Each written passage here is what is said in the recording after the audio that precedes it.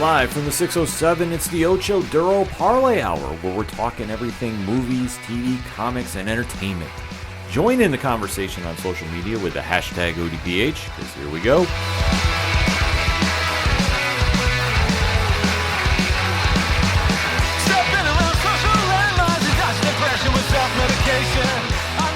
Welcome to an all-new edition of the ODPH podcast. What's happening, everybody? My name is Ken M. Joining me in studio, as always, you know him. He's the co-host. Wait for it. His name is Padawan J. Well, let me talk to you. Yeah, and boy, do we have a lot to talk about in the land of entertainment. You have tuned into the show that talks movies, TV, comics, and more. That is the ODPH Entertainment Edition, and we definitely like to keep that conversation going after the show. So, Pad, where does everybody go? ODPHpodcast.com. Right on. Swing on over to the website and sign up on all social media accounts. Everything's been updated. We even have the TikTok link right on the homepage now, too. I know some people have been asking about that. So, boom, there you go. We definitely talk with everybody after the show, in between shows. This is how we build up the ODPH Society, folks. It's that simple. Also, check out the TeePublic Store link. It is that time of the week, I guess I should say. Mm-hmm. Sale time is going on, so you definitely want to make sure you're going to get some ODPH swag for a very discounted price, and that is what we'd like to see. It's not about making the money. It's about seeing the brand out in the open. So we definitely have a lot of cool stuff there, so if you want to go get some, that's perfect time to do it. Enough said about that. Shout out to all our amazing patrons. $1 tier, $2 a month. They have a whole page on the show dedicated to them as well.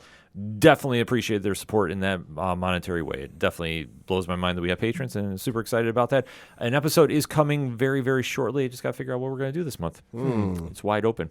Also, make sure to check out the blog section. We have reviews dropping left and right. Check out the classified section, which has friends of the show, such as 3FM Podcast, Dragon Master Games, Nerd Initiative. A lot of things happening over there, and many, many more. Also, the directory. Pat, how many providers are we on? 669,139. That is why he is the statistician to the stars.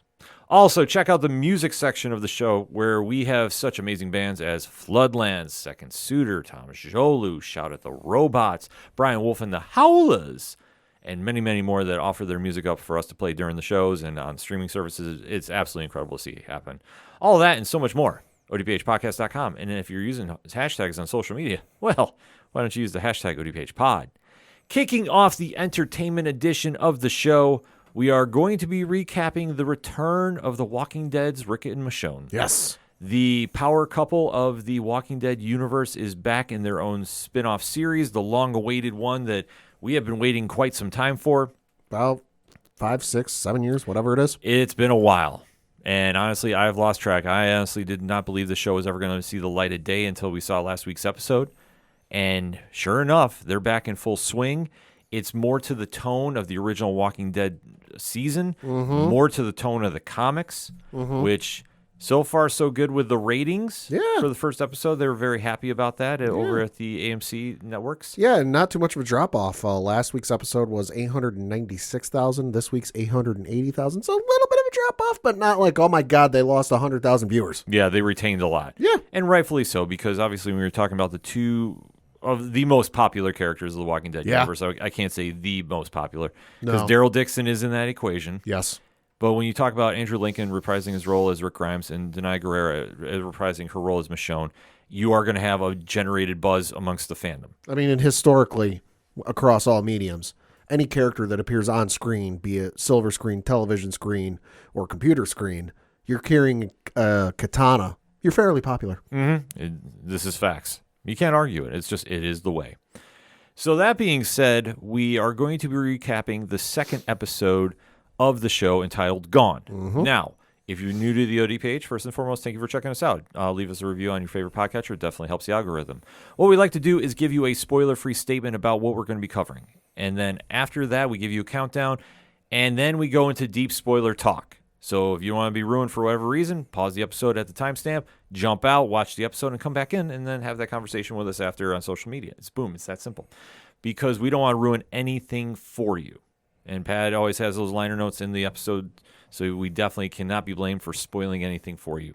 And especially the nice thing, too, is if you don't feel like going to the liner notes, I know Apple Podcasts just launched the transcript thing. Yes. Which, hey, if you're on Apple Podcasts, hit the little thing in the bottom left corner of your screen. You can read a transcript. And I tried it myself this morning after the update went out. fairly goddamn accurate, I must say. Oh, that's amazing. Rather impressive. But the timestamp should, in theory, I haven't tried the transcript thing with numbers in there, but it might be in there. You never know. Yeah, we'll have to take a look. So definitely, if you're listening to us on Apple Podcasts, let us know how this is working out. We definitely want to get that feedback for you.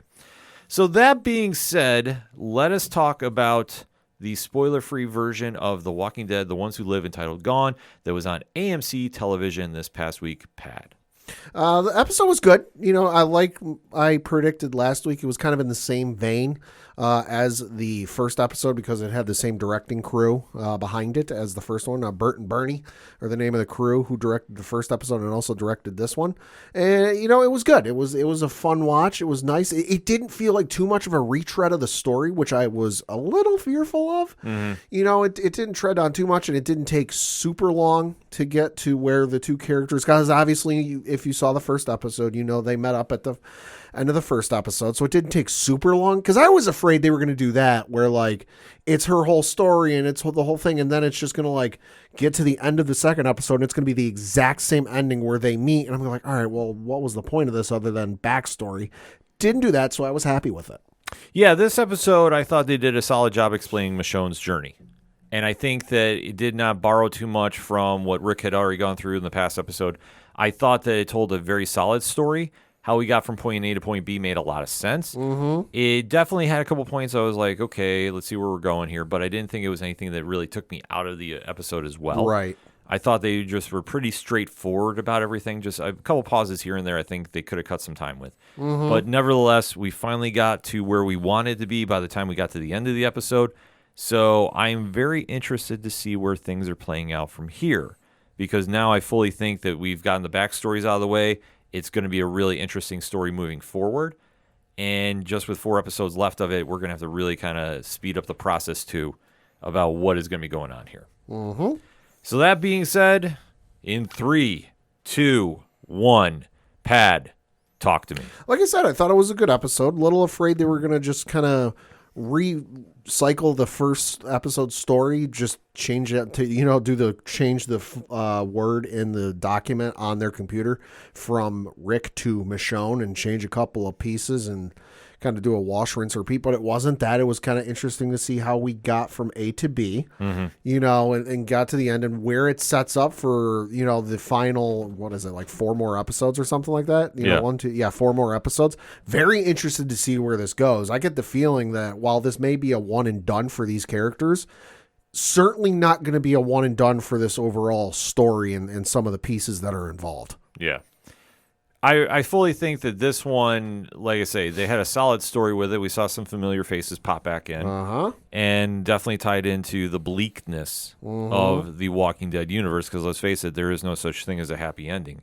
I thought they explained enough where it made sense, but I also think that it left us hanging a little bit about where we're going from here. But obviously, this was just to really give Michonne her journey and her moment. And I thought Denai Guerrero knocked it out of the park. I just am very curious about what we got from the ending here. Yeah. And how that is going to go moving forward. See, that's the big thing I'm just waiting to see, because I have an idea where things are going, but I'm not 100% sure. Right. Because as this episode kicks off, it is dated 6 years after Rick Grimes' disappearance. So we have to kind of keep that into check. Yes. And then Michonne is traveling to find Rick, because now she's fully on her mission to go find her husband. And she runs into a couple old friends. Well, it's kind of where we left off when we last saw Michonne, which, was in season 10, episode 13, What We Become. It was her final episode of the mainline series. And it was her basically, it was a little bit of flashback. I almost forgot the word there. It was a little bit of a flashback to, the bridge exploding, and then, oh my God, Rick's dead. But then she sees the phone that's got the drawing and it's got his name on it, and she puts 2 and 2 together, and oh my God, Rick's alive, and she goes off looking for him. But we kind of cut a lot of the in-between stuff there out because time constraints. But she's with Aiden and Bailey, helping them reunite with their caravan. But then they're like, oh, hey, you should join us. And she's like, no. Yeah, obviously Michonne wants to keep a safe distance because obviously She's skeptical. well, yeah, with her mission, I don't think she wants to get caught up in another colony. Well, and she's seen, she's been around the show since what, like season 2, season 3? Mm-hmm. I want to say season 3 because season 2 is at the farm. She's been around a while. She's seen a lot of people come and go. She's seen a lot of tyrants, I guess we could say, come and go. She's understandably skeptical when people show up because anytime you see something that looks like a bright, shiny utopia in this universe, you don't got to pull the rock up all that far to see the slimy, gross underside. Mm-hmm. That's what happens. Even though Aiden, whose role is reprised by Brita Wool, and Bailey, who's been played by Andrew Batchelor. Yeah, from Vine way back in the day and TikTok fame. It's King Batch. Yes. I saw the video. I'm like, wait a minute. I forgot about him. Yeah, I was going to say, it's been a while since we've seen them, so it's cool to see them come back. But this is where, like I say, they're both trying to get Michonne to go with them. Yep. She is just not about this, and she is just literally focused about what she's trying to do. Mm-hmm. But she does kind of get them to come along a little bit. And it's kind of an interesting scenario because she's getting interrogated by a person who's in charge. I don't know if it's the head person in charge of their group. And basically this person is like reading them the riot act and like, listen, I need to know everything that happened, including detail, including, probably wanted latitude and longitude coordinates for all we knew. And all Michonne wants is a horse. Yeah. Because she knows she's got to go a long distance. They don't say where they are, but presumably they're near Alexandria, which is in the comics, it's near Virginia. It's near Washington, D.C. I don't think they've ever said in the show where exactly it is. If they have, I forget about it, so apologies. But all Michonne, getting back to the point, wants is a horse. And the woman's like, well, we can't just do that. We have limited resources and everything is precious and blah, blah, blah. And they're like, fuck it. Just like, even at this point, the head honcho is like getting outvoted by everyone in the room. Michonne wants a horse. The other two are like, hey, she saved our lives. The least we can do is give her a horse and let her be on her way. Yeah. So it is kind of an interesting play up, though, and Michonne eventually does get her horse. Yeah. And she literally comes into one of the biggest zombie hordes we have ever seen. Jesus. I mean, this kind of rivaled what we saw Yeah. At the end of the in the later seasons of yeah, the main show. I was gonna say the big war that they had between all the colonies. And the and the cave system that a bunch of people fell into, but nobody died. Reasons. Still not over that. No, we know what the reason is. Plot armor. Yeah. Ugh. I digress. But we do see that Michonne does get saved by Aiden, Bailey, and Nat. Yes. Who is played by Matthew August Jeffers. Thought he did a fantastic job. Yeah, he was great. He was charismatic as all fuck. So she winds up tagging along with them because when they were coming to save her, they were more or less motivated by her and her convictions. Yeah. So they left their own group to follow her with some others. And then this is where things get a little dicey because, as we always say, there's no such thing as a happy ending. Correct. In the Walking Dead universe. Correct. Because as they agree to go help her look for Rick, they come across the CRM. And Pad, what do they get hit with? Chlorine gas. Yeah, this is one thing from the CRM, the military unit that has been more or less running things in the U.S. At this time in the zombie apocalypse. It's their MO. Yeah, I mean, it's been something that they have been, implementing their will, so to speak. They have been using chemical warfare. And this is a legit thing. This isn't something, they made up for the show. Chlorine gas is a real goddamn thing. It's a real goddamn thing. Yeah, but you hear about the stories we heard with Rick in the first episode, too. It's like they have access to that kind of weaponry. Yeah. That is a very scary combination. Well, the other thing, too, is having done some reading up on, because admittedly I didn't see all of Walking Dead World Beyond, more than first episode. Right. They used it in that show, too.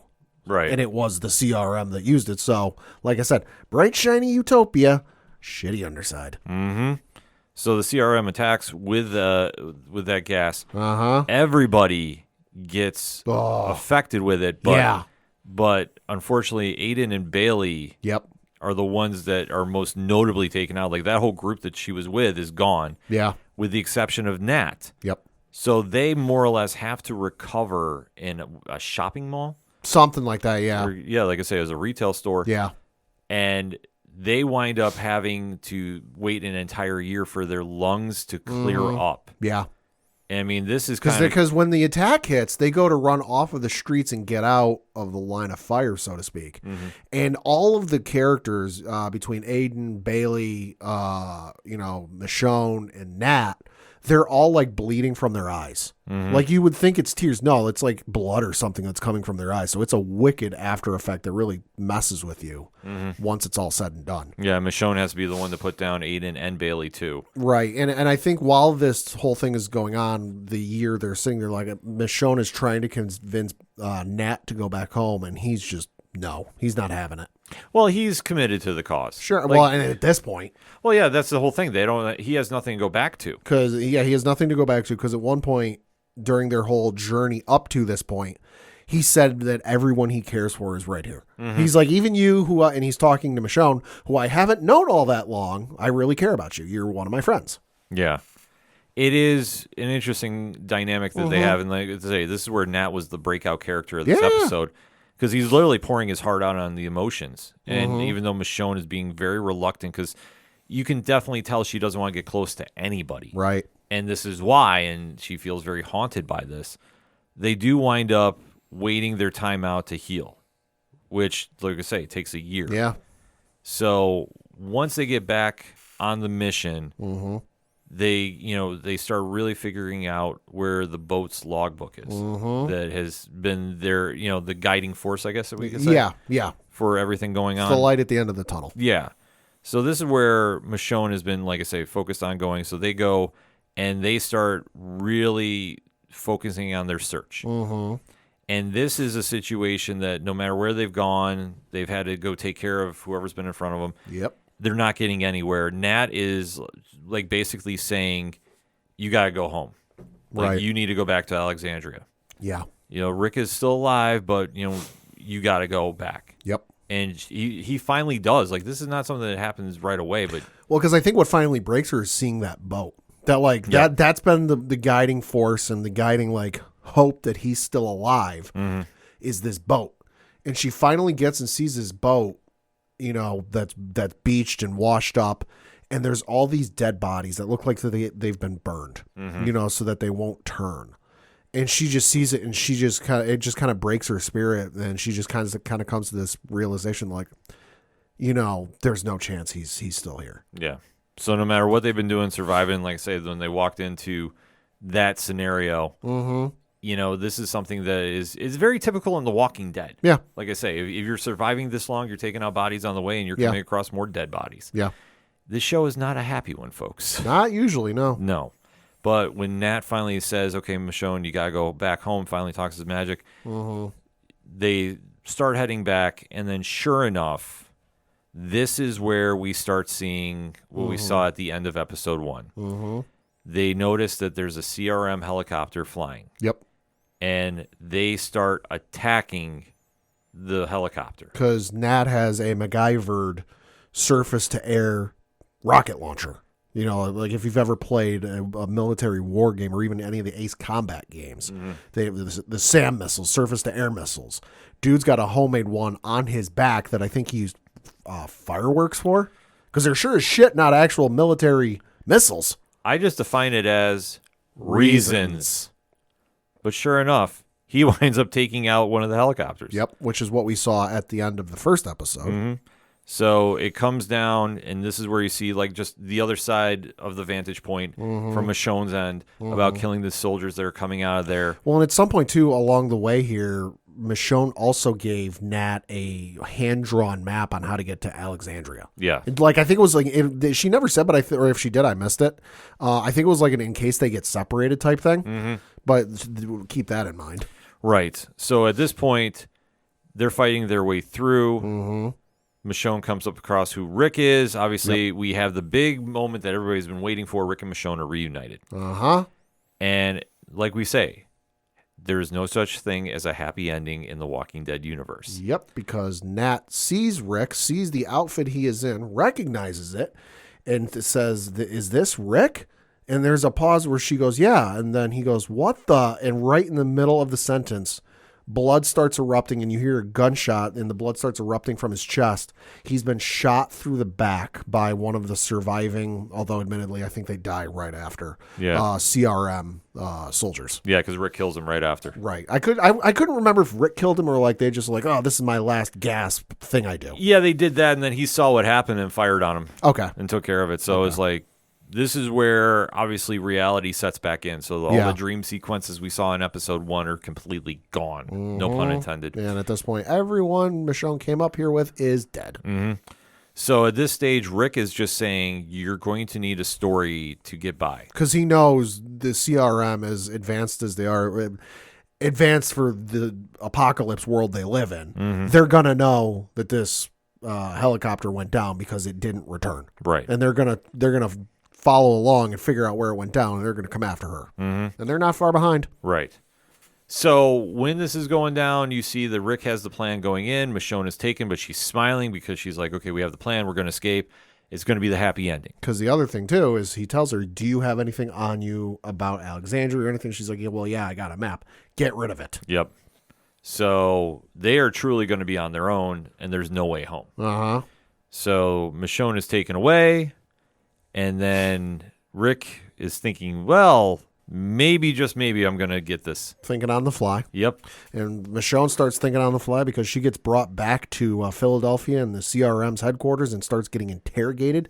She does tell a bit of a story, but she blends some reality with her fibbery, I guess you could say. Mm-hmm. She does say, I was from Georgia. I was part of a group of about 40, and I was led by some folks that I thought were very upstanding, but they chose to, they turned out to be not so nice folks, and how she had a husband and kids, but they're both dead, and she's playing it off like she's been on the road for a while, because the one thing, she keeps looking at the camera they're using to record her. Mm-hmm. And they're like, oh, well, why do you keep looking at the picture or the reflection or whatever it is? And she goes, oh, well, I haven't seen myself for a while, so I'm just kind of shocked at how I look. Yeah. She's even using like a different vocal inflection in her tone, to kind of really try and throw them off. Mm-hmm. So they're like, hey, listen, what we've got here is basically a remnant or a shell of what you're used to from the previous life. We keep things and I'm paraphrasing, they keep things very close to the vest. We keep things very close to the vest, I should say.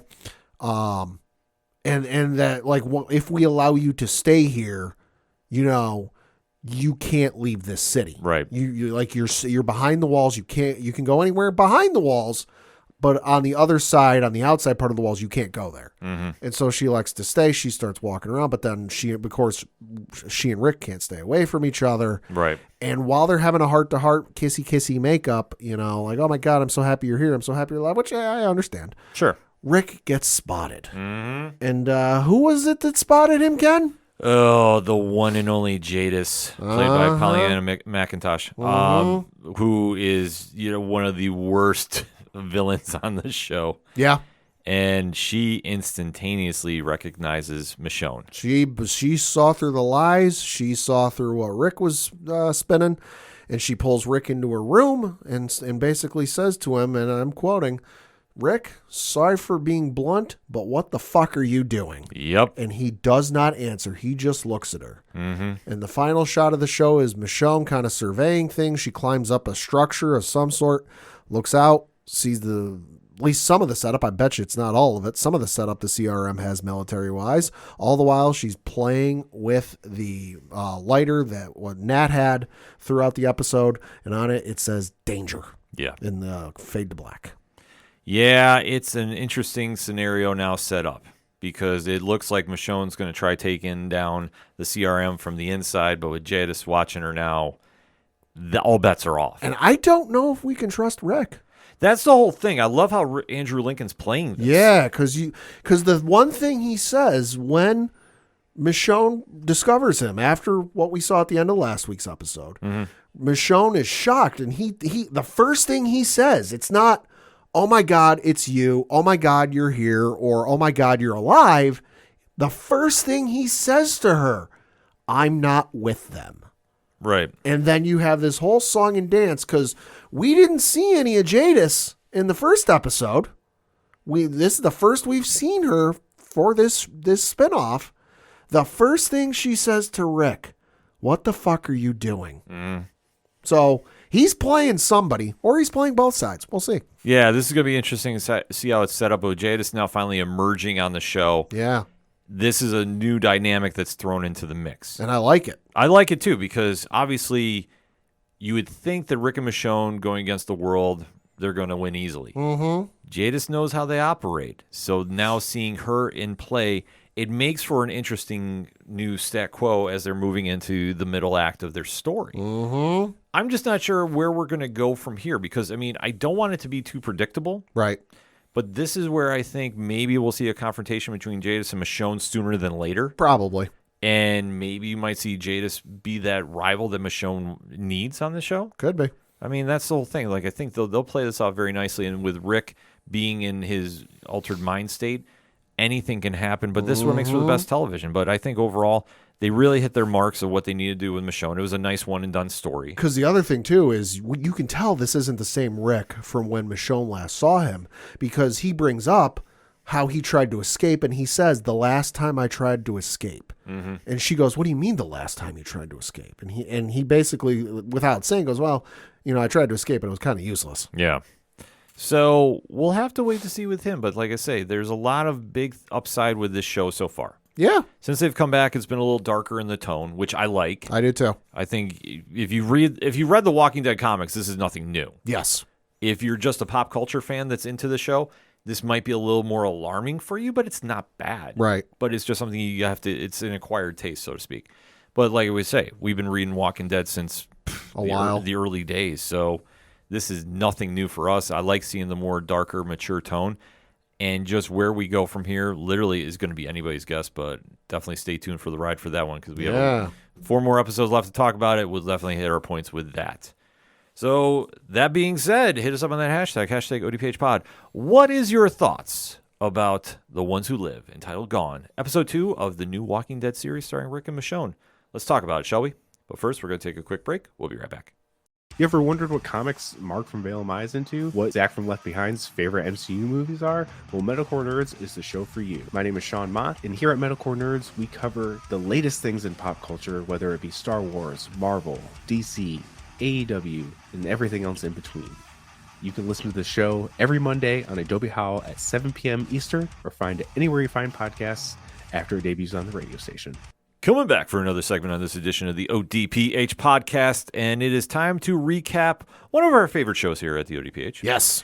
And one that unfortunately is on its final season. Yes. But is going out in a big way, and that is what, Pad? Star Wars The Bad Batch. Yes, the animated story taking place in the Star Wars universe on Disney Plus has been nothing but a big win, with D. Bradley Baker being all the members of the Bad Batch. Mm-hmm. And if anybody is not familiar with the Batch, Pat, how would you describe it? They are a group of clones that had some, what's the word I want to use? They had some things go wrong when it came to, the creation of said clones. But the Kaminoans turned around and went, hey, you know what? Let's not get rid of them. We might be able to use this to our advantage. Mm-hmm. And they were a special group of clones that when it came too tough for the regular batch of clones, or even the ARC troopers or whatever else, you know what? Why don't we send these guys in? They're the special unit, the SEAL Team 6, if you will.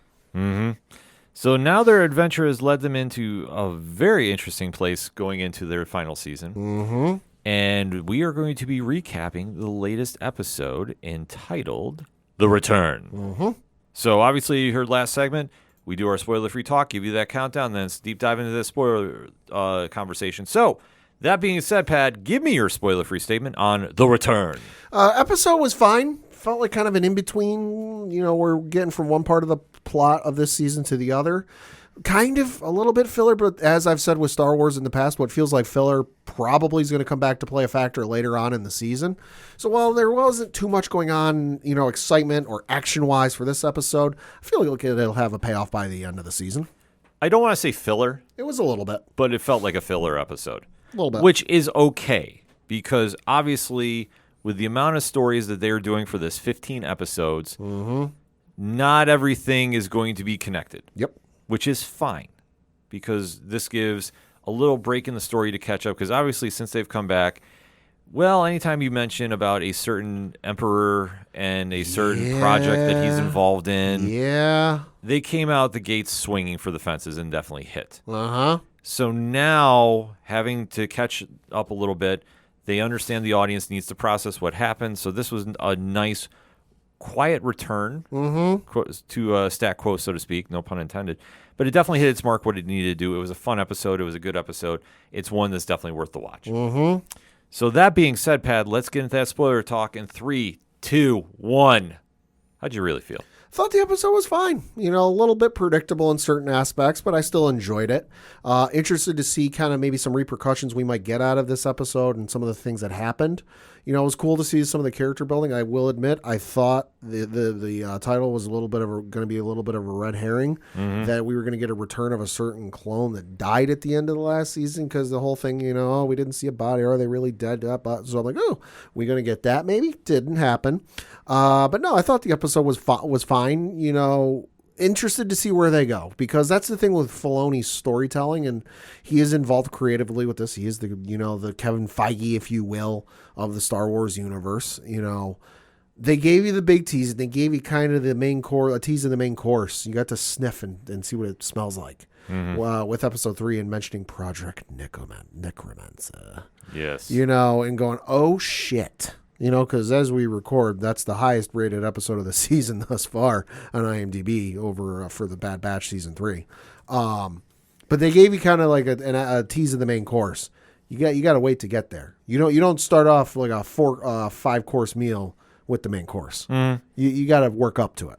Oh, absolutely. Like, you can't just go running into this. And this is something that they played very well with this. Yeah. So I can't fault them on that. Yeah. And especially coming off the heels of a very big opening arc, they had to really play their roles and really kind of emphasize on that. And like you said, it's a 15-episode season, you know, so they have some time. You know, the episodes are running all the way through. The season, or series finale, I should say, is on May 1st. You know, we're sitting here at the beginning of March. We have a whole other month plus, you know, essentially 2 months before the end of this season and the end of the series. So there's going to be a little bit of a slow burn going on. Yeah, which is perfectly fine. Yeah. So that being said, I mean, obviously this episode kind of kicks off a little bit slow. Obviously, we have Crosshair, who has been estranged. Yes, thank you. To put it mildly. Yes, because obviously doing a little bit of betrayal is not going to win over the hearts of everybody. Order 66 went down. Most of the, most of the crew in the Bad Batch didn't agree with what the Empire was selling because they didn't have the chips. Crosshair bought into what they were selling. Yeah. And that's the easiest simplification I can put. Yeah, so it was a little tensious between the batch, to say the least. Because there was a solid season and a half, maybe almost 2. He was on the hunt for them, and they were running from him. So, yeah, a little tensious. Yeah, I would say so. Even though Omega had been really trying to encourage everything to be peaceful, it still was, it's kind of so-so. Yeah. But Echo returns to Pabu. And what is so significant about this? So Echo is one of the last remaining clones from the D Squad, they were D Squad in the original season of Clone Wars. There was him, Heavy, Cutter, and Fives. So Echo is one of the last, if not the last one remaining of that. Thought he was dead for a while, but now he's back. He's working with Captain Rex. And some other folks. We see them later on down the road in Rebels. But yeah, they're working together to hopefully save some clones that are behind enemy lines, so to speak, and get them out of harm's way. Yeah, because they're all located around Mount Tantus. So with everybody trying to go to find out more information, Crosshair kind of throws in an idea about how to do this. Yeah, because they're having issues getting the information they need. You know, they go, well, it'd be real easy to get the information and decode it or whatever if we just got to an Imperial computer, so to speak. But then the issue is, well, they're kind of wanted by the Empire. They're kind of recognizable, seeing as they all look alike. But then, like you said, Crosshair comes up with the idea, well, why don't we go find a Imperial computer to plug into? Yeah, and he just happens to know one. Convenient enough. Yes, and where is that located, Pat? That would be on the planet he was formerly posted at, Barton 4. Yes. So the batch makes their way to his old post. And when they get there, well, the post is empty. It's abandoned. Yeah, looking like Hoth from Empire Strikes Back. Yeah, that was the first thing that struck my mind, which made Hoth look pleasant. Yes. So the group has to kind of reroute their original thinking. Mm-hmm. And you see that they have to go steal power from its defenses. Because what little power they have left is really getting drained out by the defenses. And they're like, oh, we got to go reroute this. Soon as they did this, I realized, I'm like, oh, shit, those weren't shields. Or they thought they were sensor beacons. I went, oh, those aren't sensor beacons. Realized almost immediately. Yeah, they're shields. Because, well, if you are running defenses in an empty base, that means something's lurking around. No, that means you're trying to keep something out. Yep. Yeah. And the batch finds out the hard way. Because once they let those shields down, a huge creature is now making its way through the frozen tundra of Barton 4. And this thing looked amazing. Yeah. I mean, obviously, kudos to the special effects team and animation team here. Called, and this is thanks to the folks over at the Star Wars fandom page, a worm. W-Y-R-M. Yes, and this thing was monstrous. Yeah. So, obviously, the batch has to figure out how to slow it down. Somebody's having a little problem with their hands and shooting. And who would that be, Pat? That'd be Crosshair. Yes. He is still not coming to terms with what he's done, and it's really affected his confidence, which I like about it. Yeah, and that's the thing is they've all got each one of the clones in the Bad Batch has a particular set of skills, if you will, that they're adept at more than others. Strength, brains, technology, whatever else. Crosshair is like the sniper of the group, if you could, in the marksman of the group, if you could not tell by the tattoo he has over his one eye, that is a literal crosshair. But earlier in the episode, when he's just kind of making sure his skills are up to task and they're up to hone, he's doing target practice, and the one droid says, once he gets done with target practice, the droid makes a comment how his accuracy was only 53%, which was, quote, far below your usual standard. Not helping matters. Nope. No, but they somehow pull it together when they have to. They get the creature outside, and then they activate the backup power. So thus, they're allowed to go do their work, even though it was getting a little crazy just because this creature was moving fast. Oh, yeah. They reminded me a little bit of the worms from Dune, if I'm going to be honest. Yeah, like that was the kind of vibe they went with. I mean, ironic timing, because obviously I don't think they were planning on Dune coming out at the same time this was. Probably not. But very similar in that sci-fi aspect, which I do like about it.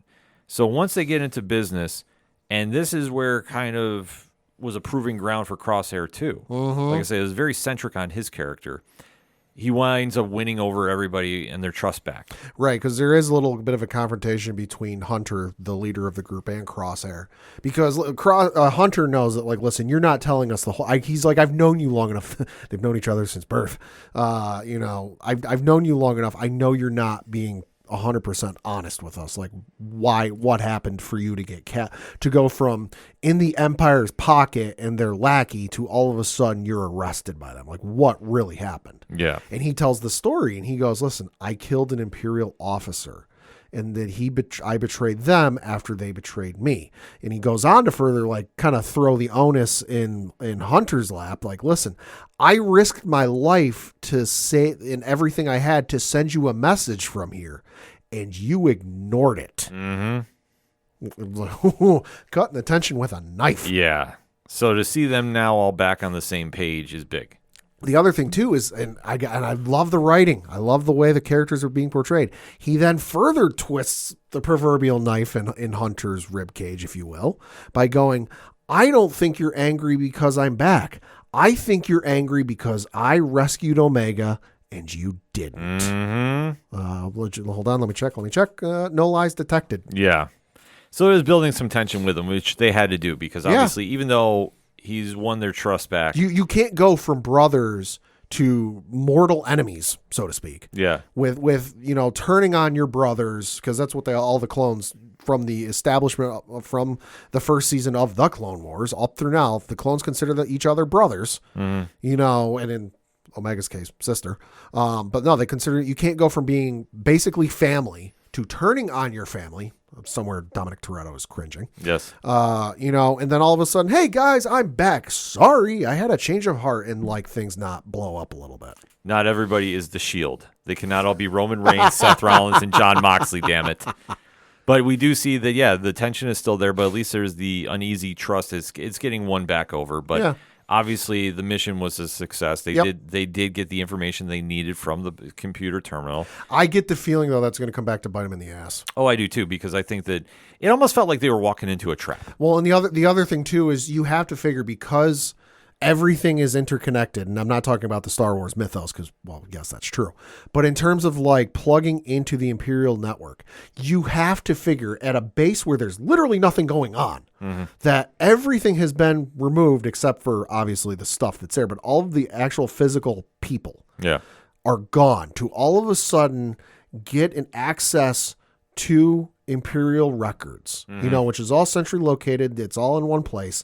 To get a connection and get a pickup from there, I can't help but think that's not going to go unnoticed. Oh, of course. No, I think it's going to tip off the Empire. Oh, yeah. I think this is unfortunately the beginning of the end. Could be. Because as smart as the batch has been, this almost was telegraphed, and you have to wonder, is Crosshair's intentions really that good? Or, there is that little seed of deceit that you can plant. I mean, we could also get some bounty hunters showing up. I'm saying if you get the goat, I mean, he's due. Yeah, no, you could. Boba Fett still around in this time. We know Cad Bane still around in this time. Yeah, so we get a Bosk, IG-88.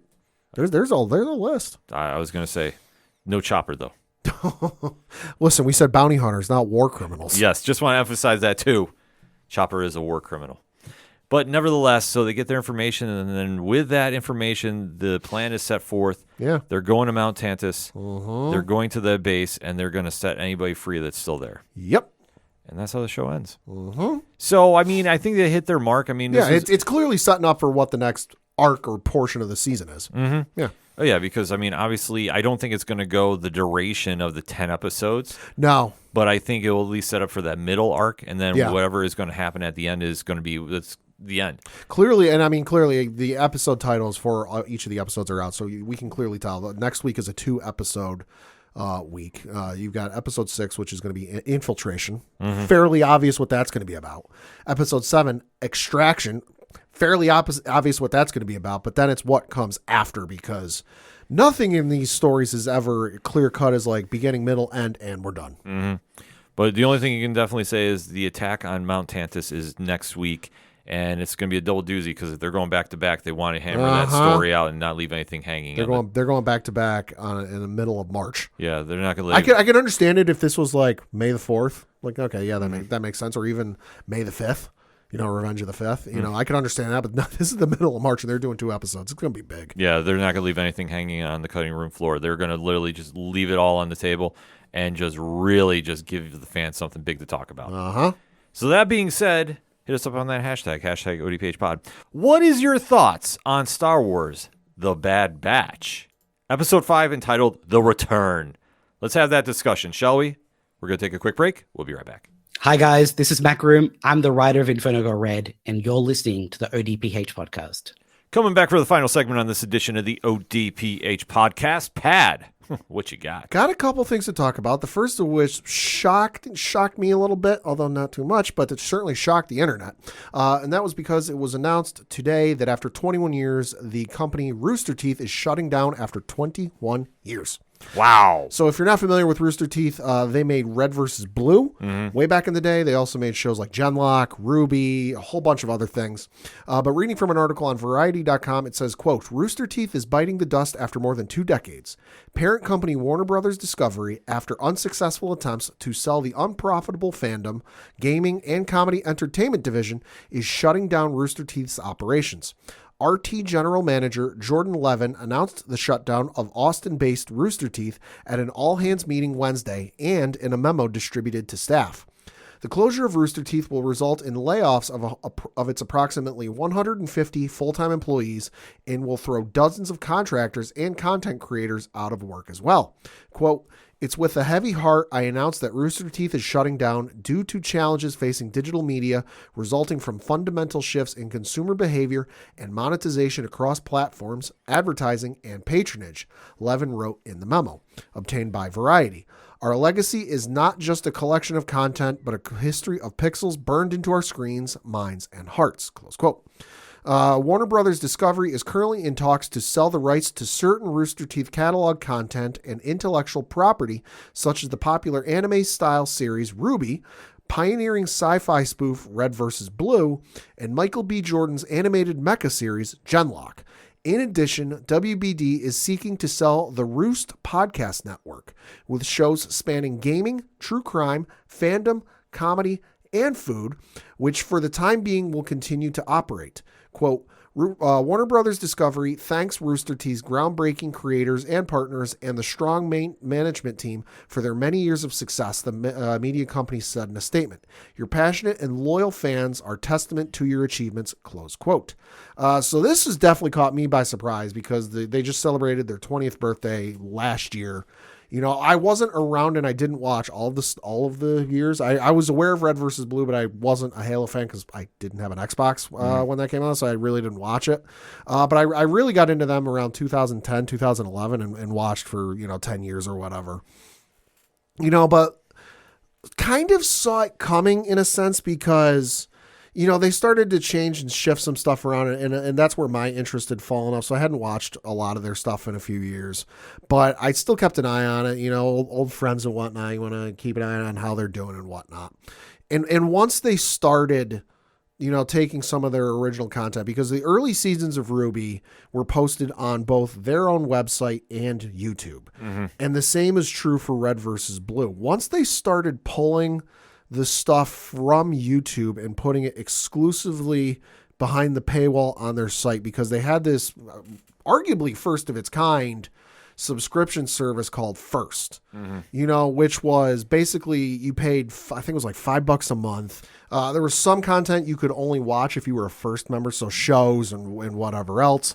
And then you would get some of their public release stuff. At one point, it was like a week early, and then I know it was like a couple days, and then it was like 24 hours early. The other thing it gave you, too, was they've got the Roost podcast network, which is the overarching umbrella, I guess you could say, they have for their podcasts. You could get ad-free versions through an RSS feed of their podcasts, which made sense. Right. But once they started taking RWBY and Red versus Blue and pulling them off of YouTube because, they don't really make a whole lot of, we don't get a whole lot of views off them anymore. And they were kind of really driving views and traffic towards their site. I kind of had a feeling something was going on.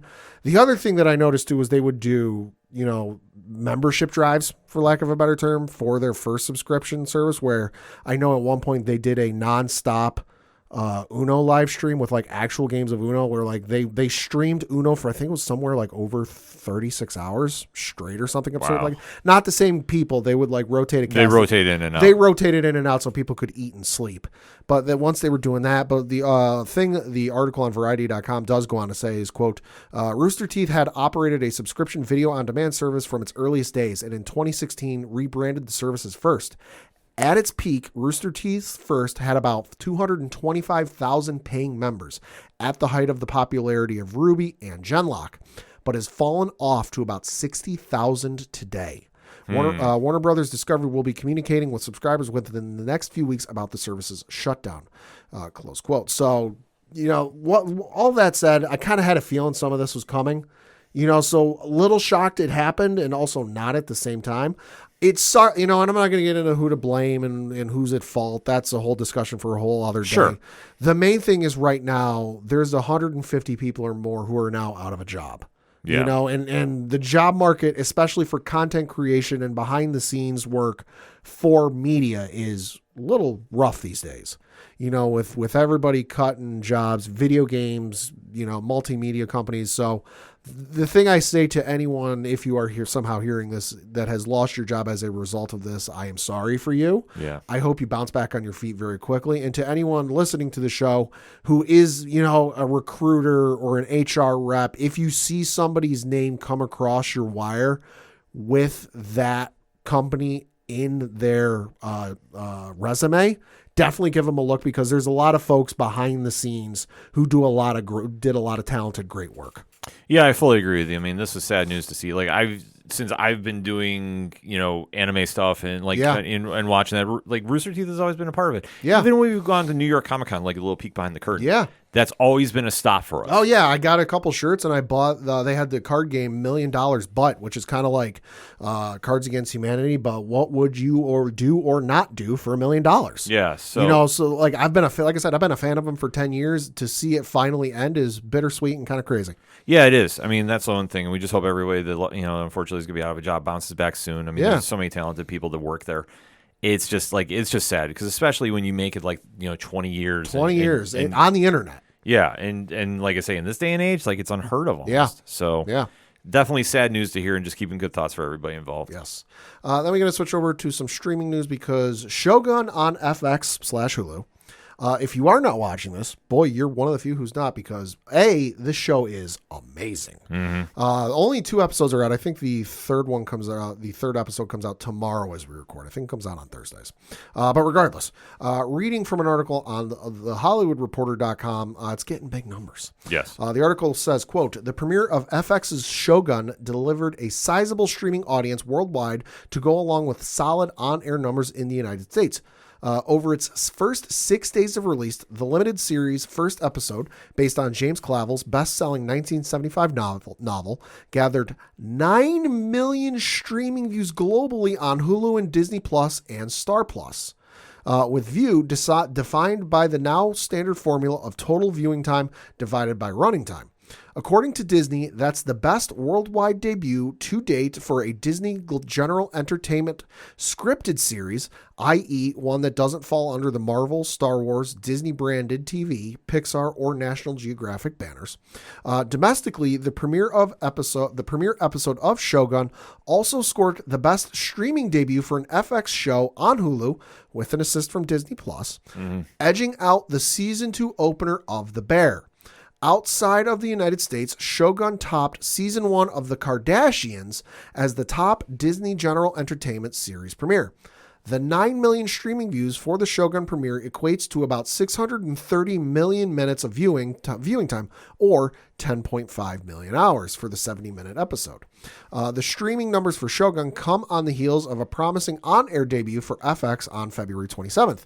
The first episode averaged 764,000 same-day viewers, and the second, which premiered at 11:38 p.m. Eastern, drew 442,000 people. That's ahead of the recent season premieres for Fargo, 566,000 and 311,000 viewers for 2 episodes. In November, An American Horror Story, which did 454,000 viewers for a single episode in September, close quote. So a lot of people tuning in, myself included. Yeah, this show's got a lot of word of mouth. I unfortunately am part of the group that has not seen it yet. Reasons? I mean, it's a lot going on. It's on the list, but there's a lot of stuff interview-wise that's coming the way of the ODPH and Nerd Initiative that unfortunately has taken up time this week. So fantastic show, though. It's on Hulu and Disney Plus. If you got the Hulu Disney Plus thing, whatever it is, definitely give it a watch. It's fan-fucking-tastic. Yeah, I'm excited to go check it out. Speaking of Disney Plus, we got the episode dates and episode titles for the upcoming X-Men 97 TV series. Let's go. And I gotta say, I love the way they did this, making it look like an old TV guide from back in the 90s. Yeah, I was gonna say, I love this poster. So the episodes are, on March 20th, we get a 2-episode premiere. The first episode titled "To Me, My X-Men," and Mutant Liberation Begins. Then March 27th, the next episode premieres. This would be episode 3, titled "Fire Made Flesh." Then on April 3rd, the episode is titled "Motendo/Life Death, Part 1."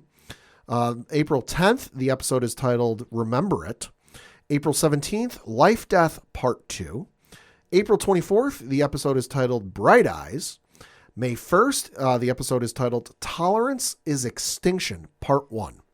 Then May 8th is "Tolerance is Extinction, Part 2."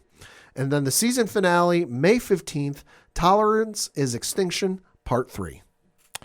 I'm just trying to think about what stories they could be doing. Well, I know the first episode, because it's been reported, is going to like bridge the gap from the end of the first series up to now and kind of what the characters have been up to in that time. Okay.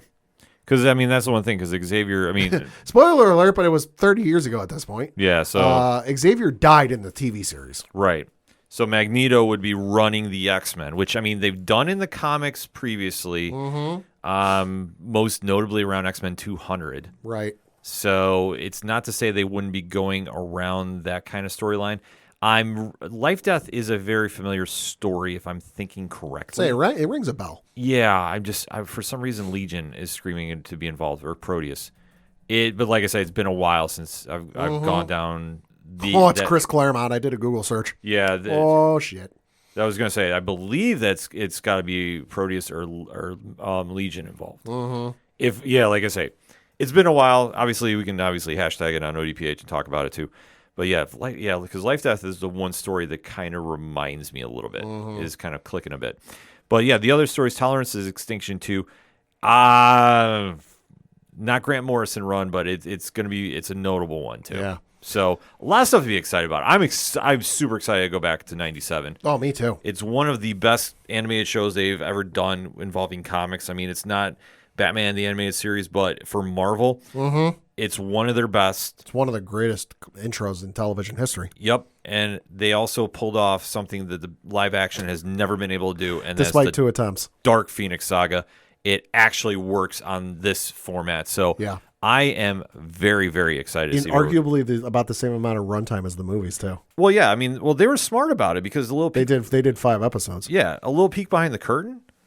They went and they had 5 episodes and they spread it out, so they didn't rush it. Right. And they hit the key points. They didn't spend a ton going on. Yeah. With Gene. With Gene, the Hellfire Club, so to speak. Like it wasn't. Although they didn't call it the Hellfire Club on the show because hey, kids TV. Yeah, I was gonna say. I think they called it the Circle Club. Yeah, something weird. They called it something like that. It was the '90s. It was the dreaded censors. If you'd have seen the Animaniacs, you know what I'm talking about. Yeah. So definitely some exciting stuff. Oh, Life Death. Okay, that's with Storm. Storm and Forge. Gotcha. Okay, all right. So yeah, no, that's Chris Claremont. Yep. Yeah, I haven't read it in a while, but yeah, okay, so that's going to be a Storm-centric story. Something tells me if you have Marvel Unlimited, the next couple of weeks, that will be showing up on the main page. I fully will bank you this. Not that our fine friends at Marvel have told me anything, because they have not. I don't doubt they put together a reading list for it. Probably. And I know they're going to definitely have that on there. Like they're usually pretty, when it comes to stuff coming out for the television or movie side of things, they're usually pretty good about that. Yeah, so... super excited to check this out. Like I say, it's one of the best shows that they ever did with Marvel. So if they're bringing it back, they've taken their time with it. There's a lot of stuff to be excited about. Then switching over to the Netflix side of things, Netflix is doubling down on Avatar: The Last Airbender. Oh? Yeah, so the live-action series that premiered about 3 weeks ago or so now. Reading from an article on thehollywoodreporter.com, this article says, quote, the streamer has renewed the lavish live-action adaptation of the Nickelodeon series for 2 more seasons. The order will conclude the story of Aang's journey to become the Avatar in fantastical world. Since the show's February 22nd debut, the series has been Netflix's top English-language TV show with 41.1 million views, according to the streamer. While the first season was 8 episodes, there's no word yet on the episode count of the final 2 seasons. Netflix has done double season renewals before on shows like Emily in Paris and Stranger Things, but this might be the first time the streamer has ordered 2 seasons to close out a series. The Avatar animated series likewise told its story across 3 seasons, close quote. So I don't know if it's necessarily going to be the end. Presumably, I mean, if they follow the shows or the cartoons plot line, that's the end. And presumably by the artwork they released, it's following that in terms of the book names. Book 2 is titled Earth. Book 3 is titled Fire. But I could see them maybe stretching it out if they want to go a couple more, but we'll have to wait and see. Just the fact that it got renewed for 2 seasons. And if you haven't seen the video they put out with Daniel Day Kim telling the cast, holy shit, there's a reason that man's an actor. Yes. Oh my God. Check that video out. It's a great video, but it's a big win for them because obviously Netflix in recent years has been very quick to not renew in certain shows. Yeah, that's true. So big win for them. Yeah, and then switching over to HBO Max real quick, we did get a release date for the upcoming second season of The House of the Dragon Season 2. And that is coming out in June 2024. Oh, that's earlier than expected. A lot earlier than expected. Yeah, because I remember hearing that it was going to be a full calendar year and then... Yeah, and then like early next year. Yeah, so that's... They're ahead of schedule. Good. And by the way, dropping in a month on Prime Video is the Fallout TV series, which is sneaking up on everybody. Yeah, I was going to say, like, there's some stuff. I mean, thank God the strike is over. Yeah. Everybody is now flooding the market with stuff, which is good, especially if you're an entertainment podcast. But in general, though, like we say, House of the Dragon, phenomenal first season. Oh my God, incredible season. Matt Smith is still the MVP. Yes. I will argue with anybody about that on the internet. And just to see them get season 2 up and running as quick as they did, that's big. Yeah. So, super excited to go see where we pick back up in the land of Game of Thrones. Yeah, and then one last bit of news that I am super happy for, and I know you are super happy for. We got a little bit of casting for the James Gunn Superman movie. I love this casting. And by the way, that's the new title of the movie. It's not Superman Legacy. It's just Superman. As it should be. Yeah. But we got the news that, reading from an article on HollywoodReporter.com, quote, Great Caesar's ghost, Perry White, has been found. Wendell Pierce, perhaps best known for his work as a detective on HBO's seminal crime series The Wire, has been cast as the iconic editor-in-chief of the Daily Planet in James Gunn's Superman. The new feature, based on the DC Comics character, began rolling in Atlanta on Thursday. It was previously titled Superman Legacy. David Cornsweet is starring as Clark Kent/Superman, with Rachel Brosnahan playing Daily Planet reporter Lois Lane. The cast also includes Nicholas Hoult as classic villain Lex Luthor, close quote. Other interesting note, Nicholas Hoult is a Smallville fan, which means he is a fan of, in my opinion, the best iteration of Lex Luthor, which is Michael Rosenbaum's. So if we get a little bit of Rosenbaum style action in this movie, fucking give it to me. I'm just going to say this right now. James Gunn knows what he's doing. Yes, he does. He has hit note after note with all the casting he's done. Uh-huh. So I think, I love the casting. Oh, I do too. I love this casting. Yeah, no, I saw that. I was like, oh, yes, please. Yes. And I know that there's a couple more that have been rumored to be tagged along. Yep. But initial things coming out, like I say, he has not misfired once. I'm even hearing about the rumor about Dua Lipa, the singer, is going to be cast in the movie. Uh-huh. 2 words, Cat Grant. Ooh. Okay. I'm like, listen, that would make a ton of sense. I was hearing a lot of rumors, so I'll speculate rumors that she was going to be involved in the movie. I'm going to tell you right now, I think she would knock it out of the park as Cat Grant. Yeah, she would. I've seen some of her stuff in terms of acting. Not bad. Yeah, but cannot speak highly enough about the casting job here. Absolutely am super, super excited about this. Yeah. I like I say, for everybody that's talking about superhero fatigue and all this, when you take the time, cast it right, and let the story run for itself, there's a lot of big win to be had. So I think that's just something as fans we got to just be continuously excited about. I'm just super excited to see what he does for this take on Superman, because let's face it, it's a character that's been around, what is it, like 80 some odd years now? We've seen how many movies, how many TV shows, cartoons, TV movies, streaming movies, whatever else. But like just some of the stuff, like, because he's always a close to the vest kind of guy. But like he shared a post on Threads today where he said, "Where do I start? Superman." And then he shared a couple photos, the first of which being like the OG costume from like way back in the day. Then there's this comic All-Star Superman. All-Star Superman with the girl trying to jump off the building and Superman stops her. Then you've got him, another panel there, so it looks like it's from the from the cartoons. And then another panel at the Fortress of Solitude. So like I'm very interested to see where he goes with this.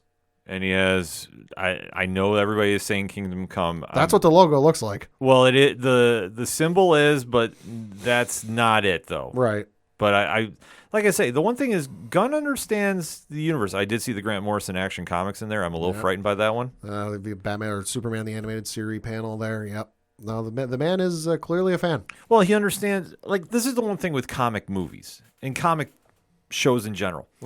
If you read the comics, You understand the characters. You understand the stories.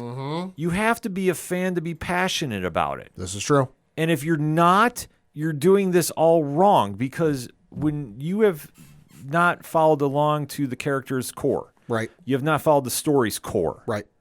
you're missing the point. And that's why you have movies that bomb badly. Uh-huh. I don't have to name names, but I know that when we're hearing reports, allegedlys, about people not reading the comics, not understanding the characters and all X, Y, and Z's, and this is not just the one that recently came out. We're talking about previous ones too. That's the disconnect, and that's why it doesn't come off on screen, because the one thing comic fans do is overanalyze everything. Tell me when I'm lying. This is a situation that if you really want to pull off a comic book movie, especially one with the hype behind it, with one of the most iconic characters of pop culture, you have to be a fan.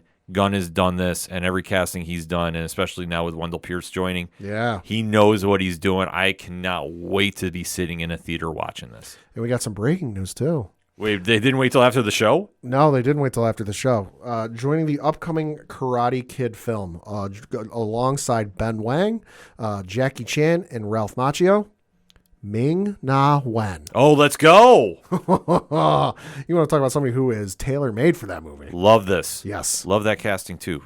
A lot of good stuff breaking. Yeah. Oh, my God. Such a good time to be, getting back in the movies and such. Yes. But before we get out of here, we got some comic stuff to talk about. In fact, I got one little follow-up note before we get into the dive. And coming from our fine friends over at Marvel, it has been announced X-Men 35 is going to be the legacy number 700 of Uncanny X-Men. Ooh. So this will be a monumental issue to go pick up when it drops. And the names attached to it is an all-star lineup like you can't even put together. Jerry Dugan, Kieran Gillen, Al Ewing, Chris Claremont, Gail Simone, Phil Noto, Joshua Carousel, Lucas Winrick, Jerome Opia, Stefano Caselli, Walter Simonson, and Leanne Francis Yu, and more. And the cover by Pepe Larraz. Oh, my God. Just like I say, it's a perfect homage to the X-Men history. Like I'm showing Pat the cover now. Ooh, that's real nice. It's a wraparound one. This looks dope. This is going to be dropping on June 5th at the comic shops. So like I say, I apologize if I messed up anybody's name. I'm super excited reading this because this is going to be the official end of the Krakoan era.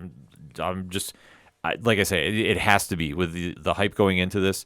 And even reading a little snippet here from the press release, quote, all good things must come to an end, and a good thing as the Krakoan era has been for mutant kind, time has come at last. The tragedy and triumph of the fall of the House of X, the madness and mystery of the rise of the powers of 10, they have all come to end, and this leads us to the moment that will change the future of mutant kind for years to come, end quote. Oh, I am like, I can't really put into words how amped up I am about this. Just because I love the X-Men line. I love what they've done with Krakoa. Like, I know it's very polarizing in certain aspects, but I will always take a fresh take with a story. I'm fearing how it's going to end, but I have an idea, and we'll cross that bridge if it comes to it. I hope I'm wrong, but we'll talk about it at a later date. But just this issue and the creative team behind it, like I say, I know they're going to be diving into different historical areas, with Kieran Gillen writing too. Like I say, he's doing Rise of the Powers of 10 right now. Jerry Dugan's been tagged to the X-Men line. You know him from certain other Marvel books that you're a very big fan of. Invincible Iron Man. Yep. Al Ewing, Chris Claremont. Gail Simone is tagged with this too. Like, this is already take my money now. Right. So I am super excited, and I know like some stories are going to be coming out of this one. So definitely want to keep an eye out for this and go to your comic shops and definitely make sure this is on your pull list. But speaking of what should be on your pull list this week, Pat. So the first of which is from Marvel. It is The Spectacular Spider-Man, issue number 1 from Greg Weisman and Humberto Ramos. Yes. This one reads, quote, the star of 2 of Marvel's biggest series come together in their first ongoing series ever. That's right, Peter Parker and Miles Morales are going to team up on the regular, comparing notes and using said notes to take on some of the most dangerous bad guys. This duo is better than dynamic, amazing, sensational, superior. They're spectacular. And with Greg Weisman, writer of the fan-favorite animated Spectacular Spider-Man series, returning to Spidey along with Spider legend Humberto Ramos, you know it's going to be epic. So yeah, I'm super excited for this because if you have not seen the Spectacular Spider-Man animated series, when it was on TV from 2009 through 2008, it only got 2 seasons, criminally, because the cast in this show is absolutely nuts. Joshua Keaton was Spider-Man. Gray Griffin is in the show as well. Vanessa Marshall voices Mary Jane Watson. Okay. James Arnold Taylor is Harry Osborn. Clancy Brown is George Stacy. I'll take my money. Steve Blum is the Green Goblin, and arguably one of the better Green Goblins, I gotta say. Phil Lamar is in it as well, along with John DiMaggio as Hammerhead. Kevin Michael Richardson is Tombstone. Like, the show is just phenomenal, and Greg Weisman was like the showrunner of such on the show. So him coming back to Spider-Man should be fairly good, I would say. Yeah, I would definitely say so. Then also from the folks over at Marvel, Weapon X-Men issue number 1 from Christos and Gage. This one reads, quote, "A multiverse of Logans bands together. In original X-Men, you saw the Phoenix recruit the young X-Men to fight yet another time-displaced disaster. But now the threat is deadlier than ever, and it's time to call in the X-Men's big guns. He's the best there is at what he does in every universe he does it in. And this job is too big for just one of him. Wolverines from across the multiverse converge to take on a foe even the Phoenix fears. But with friends like Zombie Wolverine, who needs enemies?" Christos Gage and Yildiris Sinar kick off an action-packed epic. Yeah, this one looks absolutely insane. I'm meaning to go check this out. I know Lauren from Nerd Initiative and Hopsgeeks News did the review on this. Right. Spoke very, very highly about this. But yeah, this just looks absolutely insane. Looks nuts. Yeah, which I mean, I don't mind from the X-Men line every now and then. Yeah. Definitely got to say that. Then you got Captain America, issue number 7 from J. Michael Straczynski. The fight for life. Just when Steve Rogers believes the fight against Asmodee is won, he meets a strange new ally named Lila, guardian of the mysterious front door cabaret, and learns that Asmodee's defeat has unleashed a new threat that only Steve can stand against. A bold new arc that will send ripples across the Marvel Universe begins here. I've been digging this run. It's not been anything like super crazy or like super, oh my God, this is world changing, but it's been fun. Yeah, that's what I've been hearing about it. Like, I have not checked it out. Super fun, down to earth, nothing crazy yet, although based on that cover, that's going to change very quickly. Yeah, I would say so. So it should be a fun read. Then also you've got Star Wars issue number 44. And Ken, who is writing Star Wars still? Is it Charles Soule? It is, so that means it's still going to be good. And the description of this is The Trial of Lando Calrissian. Oh. After the events of Dark Droids, Lando is at a crossroads. Saving his friend Lobot has cost him more than he expected, as now Admiral Akbar and Mon Mothma are putting Lando on trial. Is it a trap? Could be. With the rebellion locked in the battle with the Empire, how will this trial's end impact the rebellion's future? Close quotes. I mean, obviously this takes place between episodes 5 and 6, so you kind of have an idea what's going to happen. But hey, it's fun to read nonetheless. Oh, absolutely. Plus, it's Charles Soule. Yeah.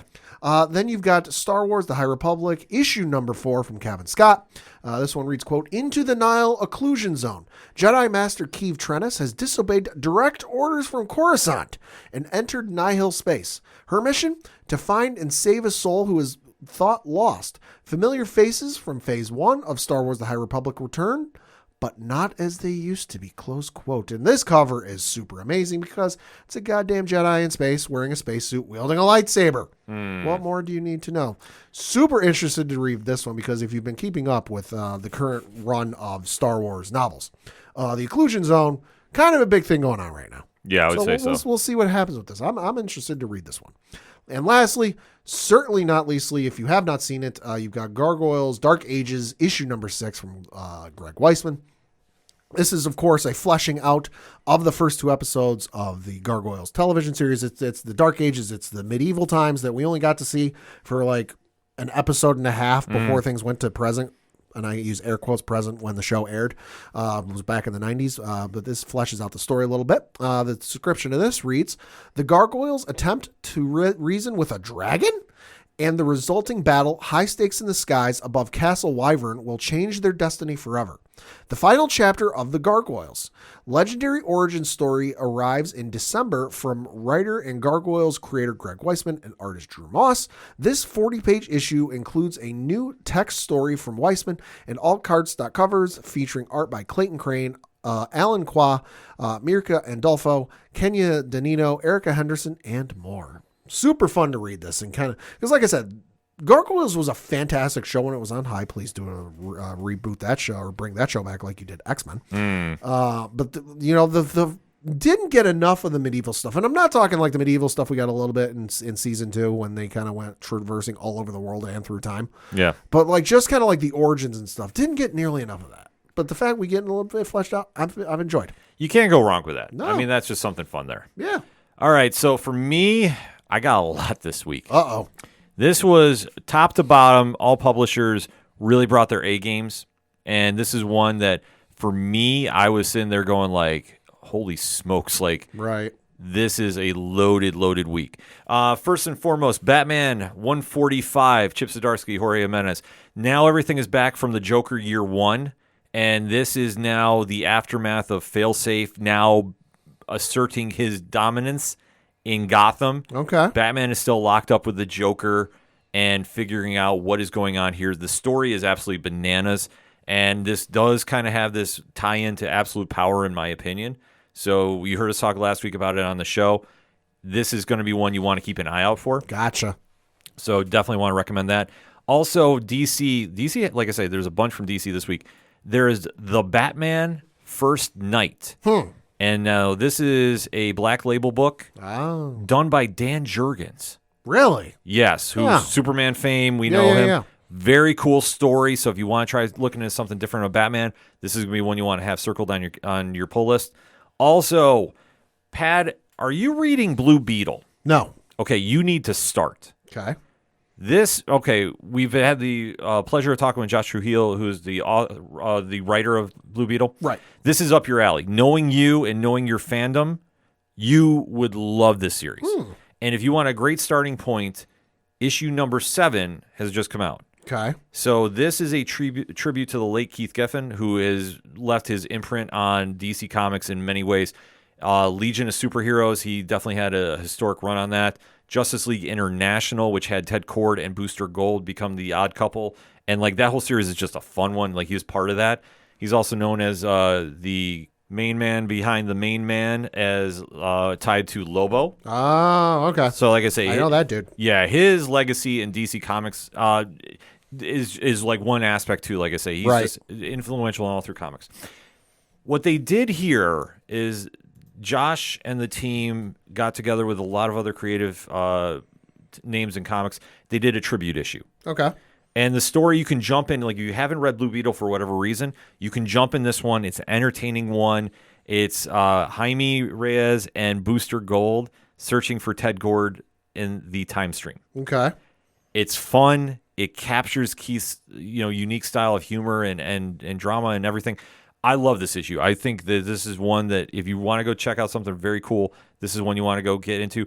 And honestly, if you have not picked up Blue Beetle, go into it. And like I say, I know Pad's reading habits. This is something that would be tailor-made for him. So, like I say, I would give it a very, very high recommendation. If you haven't checked it out, go check it out. Blue Beetle number 7 especially. And if you want even more convincing about it, nerdinitiative.com has the interview we did with Josh Trujillo on YouTube form. We have it on the ODPH network. If you haven't checked that episode out yet, go get it. You can hear the passion coming out of Josh's voice as he's talking, and their creative team is like one of the best in comics, bar none. Oh man, like I could keep raving about that, but we have other books to talk about. One from Comixology Originals, She's Running on Fumes, Dennis Hopeless and Tyler Jenkins. This is one of the personal, like, crazy stories, dramatic. It involves a little crime. It's there's a lot going on with this, and the story of Jeannie taking up her husband's business after he's in a car accident, and where things go from here is absolutely wild. But it's a very emotional driven story. Okay. And it's very personal with Dennis Hopeless. Like I say, we talked about it for issue number 1. This is, like I say, it keeps up that vibe. It's not your average story. Definitely rides high on the emotional aspect of things. So this is one you want to go check out. Like I say, issue number 1 was very good. This is right up there with it too as well. Also from our friends over at Mad Cave Studios, The Devil That Wears My Face number 5. Pad will not read this. This is horror. Fuck no. Which we know. And like I say, he's not saying you don't read it. If you're into horror books, if you're into action, if you're into drama, if you are a fan of like the style of the movie Face Off with Nicolas Cage and John Travolta, imagine that, but involving a priest and a demon. This is what we have here. The series has actually been kicking ass. If you haven't checked out, David Peplis, one of the best writers in comics, is really just unloading the arsenal here, doing some very cool things with this story. And this is the penultimate issue. And then I'm even scared to see where we're going for issue number 6. Like, this has just been all over the place, but in all the right reasons. So give that a very, very high recommendation. And then we go to IDW, which, Pad, they have a book out this week that has a ton, and I mean a ton, of buzz behind it. All right. It is Teenage Mutant Ninja Turtles, The Last Ronin. Oh, okay. I'm familiar with that title. To Revolution. So this is now picking up from that legendary story. Right, the one that they were either did or are going to turn into a video game. Yes. Okay. So this is one you don't want to miss. And like I say, it's absolutely going to be one that like fans are going to be talking about. Like, everybody's had this one circled. If you know The Last Ronin, IDW has got you covered on this one. And like, let's just say you need to go check that out if you're into that whole storyline. Like, it's absolutely like, I could sing the praises about it all day. Like, that's how much I dig it. They're working on the video game. It's not out yet. Yes, but like I say, this is The Last Ronin 2 Re-Evolution. Absolutely fantastic. Over at Marvel, there is a book out that fans will be talking about, and it's Ultimate X-Men number 1. Oh, okay. Peach Momoko. This is a very different X-Men story than you have ever read. Okay. It is one that's very dark. It goes into a couple different directions. I would say this, there's a lot of strong material involved with this. Right. Reader discretion, I think, is advised. Marvel does handle this very tastefully. I want to point that out first and foremost. Sure. But they deal with a lot of mature subjects in this. And they, like I say, it's handled very tastefully. It's going some places with the story. But Marvel does a great job about explaining that. So keep that in mind as you're reading this. This is a very different style of the X-Men than you've ever seen before. So I'd say definitely give it a read and let me know what you think about it on social media. Also coming out this week from our fine friends over at Image and Skybound Entertainment, Void Rivals number 7. So this has been the second arc is now kicking in place for the, I would say, when we talk about the Energon universe, everybody really focuses on G.I. Joe and Transformers. Understandably so. Yeah, this is the one that kicked it all off. This is a very cool sci-fi story, and it's going into their second arc, and it's going some places. A brand new character is introduced. It's one that we've heard about since New York Comic Con, and now I'm really interested to see where the story picks up. Man, there's so many good books out here, too. And before I go, like I honestly, I feel I would do a disservice if I did not plug this book. And Pad, I know you're going to look at me with a double take here. Okay. There is a series out by Marvel that's written by Jason Lowe and penciled by Luigi Zagaria. Okay. The Sentry. He's getting a series? They did a 4-issue limited series. Okay. And it has, and obviously, you can tell by the sound of my voice and Pad's voice. It's not normal that he gets his own series. Yes. And you know I am not a fan of the character. Right. This series has been excellent. Ooh, okay. This series has really taken as the story is, in kind of a nutshell, people wind up with his powers mysteriously. And it goes from there. This is the culmination of what we've seen. And I'm showing Pad the cover right now. So there is a lot of moving parts involved with this. There's a lot going on there. There's a lot.